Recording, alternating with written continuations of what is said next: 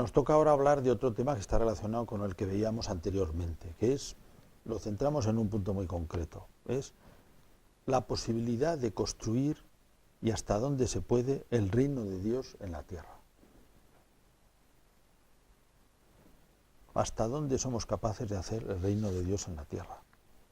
El catecismo tiene unos puntos muy bonitos sobre la venida de Jesucristo y sobre la última prueba y los últimos signos, los signos que hay del final. Y él, curiosamente, habla también del anticristo, por ejemplo, y hace esta observación que parece tan fuerte, ¿eh? Esta impostura del anticristo, esbozada ya en el mundo, aparece esbozada ya en el mundo cada vez que se pretende llevar a cabo la esperanza mesiánica en la historia, lo cual no puede alcanzarse sino más allá del tiempo histórico, a través del juicio escatológico. O sea, dice que es una presencia del anticristo intentar hacer el reino de Dios en la historia. ¿Por qué? Porque es una perversión de la esperanza. El reino de Dios se hará en el más allá. Aquí se está haciendo, pero ya y todavía no. Está creciendo el trigo, pero está creciendo la cizaña. Aquí nunca es la perfección que Dios quiere. Ni la alcanzamos personalmente, ni la alcanzamos colectivamente. Claro, de vez en cuando puede suceder que por una especie de deseo de purificación, también como respuesta a la corrupción que se observa. También en la Iglesia, en un momento dado, históricamente, en distintos momentos ha suscitado esto. Se crea una especie de ansiedad tal de pureza que se crea una especie de movimiento purificador.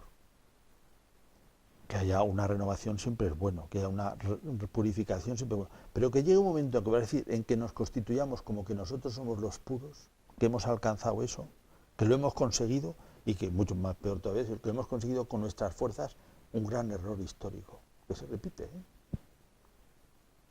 Es decir, bueno, ya está, nosotros somos los puros. Frente a la corrupción que existe, nosotros vamos a conseguirlo. Fijaos que eso no quita que todos tenemos que pretender ser mejores cristianos. Pero esto lleva en sí una especie de corrupción, porque es una corrupción importante de la esperanza. Aquí no se puede hacer. Primero porque el mal está siempre presente en la historia, y está presente en cada uno de nosotros. Si tuviéramos la debilidad de creer que nosotros somos los perfectos, en ese momento ya lo hemos estropeado todo. Primero porque caeríamos en una presunción que decíamos en otro momento. Después porque nos llevaría eso a inmediatamente a una especie de hipocresía. Tendríamos que ocultar los fallos que realmente tenemos. Y eso ya nos llevaría a la corrupción moral total, ¿eh? De manera que esto, fijaos que lo dice fuerte el catecismo, ¿eh? Y además insiste, ¿eh? Esta impostura aparece en el mundo cada vez que se pretende llevar a cabo la esperanza mesiánica en la historia, ¿eh? Lo cual no puede alcanzarse sino más allá del tiempo histórico a través del juicio escatológico. Incluso en su forma mitigada de esta esperanza deformada, la Iglesia ha rechazado esta falsificación del reino futuro con el nombre de milenarismo. Esto es curioso porque el milenarismo, es decir, la probabilidad de construir aquí una sociedad perfecta, una sociedad cristiana, una cristiandad, podríamos decir, incluso una cristiandad, o sea, que seamos cristianos, que procuremos ser cristianos muy bien, pero construir una cristiandad como que aquí se ha realizado, siempre lleva unos problemas enormes. Históricamente hay, además, un apoyo que aparece en el capítulo 20 del Apocalipsis, porque ahí cuando se cuentan los acontecimientos finales se narra esto que es bastante curioso, que es de donde viene también una deformación histórica, como ahora diré. Luego vi a un ángel que bajaba del cielo y tenía en su mano la llave del abismo y una gran cadena. Dominó al dragón, la serpiente antigua, que es el diablo y Satanás, y lo encadenó por 1000 años. Cuenta un poquito más cómo será estos 1000 años de triunfo provisional de Cristo. Claro, la antigüedad cristiana era muy, o sea, esperaba realmente próxima la venida del Señor, porque está próxima, siempre está próxima. Por un lado, como explicaba en la segunda carta de San Pedro, porque 1000 años para Dios son como un día. Después, porque cada uno de nosotros está, digamos, le separa de la eternidad nada, un papel de fumar, se decía antes.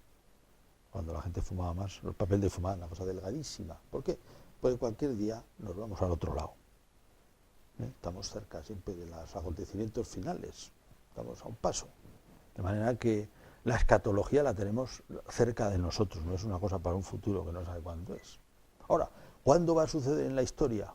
No lo sabemos. Y mientras, es posible construir el reino de Dios en la historia, la ciudad de Dios. Tengo en las manos, no sé por qué lo he cogido, pero este libro de Gilson, de Etienne Gilson, se llama Las metamorfosis de la ciudad de Dios. Los cambios históricos de la ciudad de Dios. Con esta idea de 1000 años apareció un movimiento que dura, pues, que va teniendo brotes durante los 3 primeros siglos del cristianismo, que se llama el milenarismo o quiliasmo. Quiliasmo viene de kilo, de kilio, que es la palabra griega para decir 1000, milenarismo. Y bueno, y se extendió durante 3 siglos. San Agustín acabaría con el tema en su famosa ciudad de Dios. Pero la pregunta quedaba pendiente. ¿Y entonces qué se puede hacer en la historia? O sea, ¿qué se puede hacer para crecer en la historia? Bueno, ha habido muchos intentos de hacer un reino de Dios en la historia. Por una parte, el reino de Dios está entre nosotros y lo tenemos que hacer crecer. ¿Y cuáles son sus bienes? Los bienes son el amor de Dios y el amor a los demás. Esos son los bienes, donde realmente está presente el reino de Dios, no en otras cosas. Porque hay que tener cuidado con confundirlo con una situación de poder o de preeminencia cristiana, que a veces, como pasa con todas las cosas humanas, corrompe un poco si uno tiene demasiado poder, como pasa históricamente. Porque atrae a los poderosos. Si uno tiene demasiado poder, los que quieren mandar son los poderosos. Eso también ha hecho daño a la vida cristiana, el tener demasiado poder o tener demasiado dinero en un momento dado. Pero bueno, ¿hasta qué punto se puede realizar el reino de Dios en la historia? Hay un personaje clásico que se llama Joaquín de Fiore. Joaquín de Fiore hizo un comentario al Apocalipsis. Él mismo no era un milenarista, profesor de esta facultad que le dedica mucho tiempo, que ya no está aquí, el profesor Sarañana tiene unos artículos muy buenos, algunos en línea, que los podéis buscar, sobre Joaquín de Fiore y el milenarismo, donde defiende que él en realidad no era milenarista. Él no lo era, pero encendió un chispazo de entusiasmo. Entusiasmo porque por la era del Espíritu. ¿Y qué significaba esto de la era del Espíritu? Pues la realización de una iglesia de los perfectos. Muchas veces en oposición a la iglesia real. La iglesia real está corrompida, y nosotros vamos a hacer la iglesia de los perfectos, la iglesia del Espíritu. Dio lugar a esos movimientos. Hay un famoso estudio de Henri de Oliva, que lo tengo aquí, la posteridad espiritual de Joaquín de Fiore, donde va recorriendo pues distintas expresiones de esto, unas dentro de la iglesia, otras fuera de la iglesia, hasta llegar a incluso a los movimientos socialistas y marxistas. Tenía aquí también unos libros de un filósofo ruso de los años 20, 30, 50, murió en el 50 y tantos, me parece que es Nicolás Berdyaev, donde dice cómo, en definitiva, el comunismo era una herejía cristiana, porque respondía a esto, a un intento de hacer la perfección en la tierra. Dice, bueno, con toda la tradición que tenía Rusia de movimientos milenaristas y de movimientos entusiastas y de movimientos, y también de considerarse la esencia de la tradición cristiana, la tercera Roma, que eso estaba muy metido en el pueblo. Dice que ha dado lugar a muchos movimientos históricos. Y dice, bueno, el comunismo ruso de alguna manera recogió esto y lo convirtió en una especie de esperanza laica, una esperanza laica, pero dice aquí en estos libros, son famosos, que es Las fuentes y el sentido del comunismo ruso. Aquello, de hecho, si el comunismo se opone a toda religión, es menos debido al sistema social que encarna, sino porque él mismo representa una religión, que absorbe todo el ámbito de la esperanza. Afortunadamente esto desapareció, pero siempre es una tentación. Construir el reino de Dios en la historia, mucho peor si se quiere construir sin Dios. El número 39 de Gaudium et Spes dice: ignoramos el tiempo en que se hará la consumación de la tierra y de la humanidad. Tampoco conocemos de qué manera se transformará el universo. La figura de este mundo afeada por el pecado pasa, pero Dios nos enseña que nos prepara una nueva morada. Y dice, no obstante, la espera de una tierra nueva no debe amortiguar, sino más bien aliviar la preocupación de perfeccionar esta tierra. Decimos, aquí no vamos a hacer el reino de Dios, no, pero tenemos obligación de trabajar para que sea mejor, por la justicia, por el amor. Dice, donde crece el cuerpo de la nueva familia humana en este mundo, el cual, este progreso, puede de alguna manera anticipar un vislumbre del siglo nuevo. Por ello, aunque hay que distinguir cuidadosamente el progreso temporal y el crecimiento del reino de Cristo, sin embargo, el primero, en cuanto puede contribuir a ordenar mejor la sociedad humana, su criterio, en la medida en que ordena mejor la sociedad humana, interesa en gran medida al reino de Dios. Y añade, pues los bienes, aquí se ve, ¿qué bienes son los que de alguna manera estarán presentes y testimonian el reino? Los bienes de la dignidad humana, la unión fraterna y la libertad, en una palabra, todos los frutos excelentes de la naturaleza y de nuestro esfuerzo, después de haberlos propagado por la tierra en el Espíritu del Señor y de acuerdo con su mandato, volveremos a encontrarlos limpios de toda mancha. Eso es el cielo. No se perderán. Muchas gracias.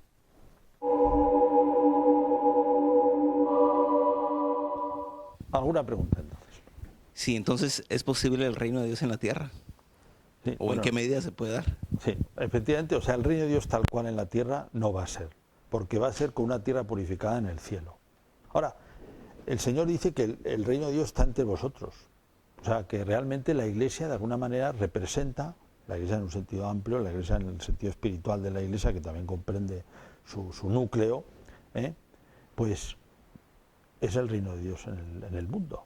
Todo lo que hacen los hombres de buena voluntad, por amor de Dios. Entonces, los bienes del reino son la caridad, el amor de Dios, el amor a los hombres. La medida en que los difundimos, aumentamos la presencia del reino de Dios en este mundo, lo hacemos más presente. Ahora, sabemos que esto nunca se hará presente de una manera definitiva, solo con cuando Dios juzgue la historia. Ahora, nuestra misión es aumentarlo todo lo posible. Eso es lo que tenemos que hacer. Y entonces, la realización de la caridad es un signo de la presencia del amor de Dios entre nosotros. Es lo que tenemos que hacer. Y de alguna manera desprendidos de las realizaciones históricas. ¿Sí? Sí. ¿Qué movimiento milenarista ha habido a lo largo de la historia? Sí, pues ha habido muchos, realmente ha habido muchos. Muchos más entre el mundo protestante, que ha sido muy sensible a esto, ¿no? Pues Thomas Müntzer, por poner ejemplo, hay muchísimos. Y en realidad, cualquier intento de, diríamos, vamos a decir como herejía cristiana, porque como herejía cristiana todas las teocracias, las sucesivas teocracias de alguna manera son milenaristas.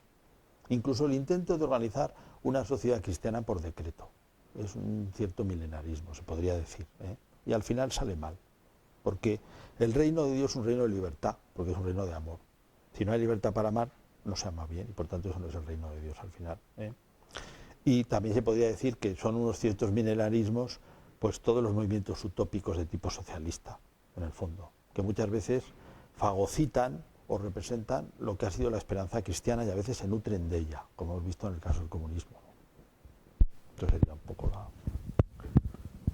Sí. ¿Qué ha hecho la Iglesia frente a estos movimientos milenaristas a lo largo de la historia?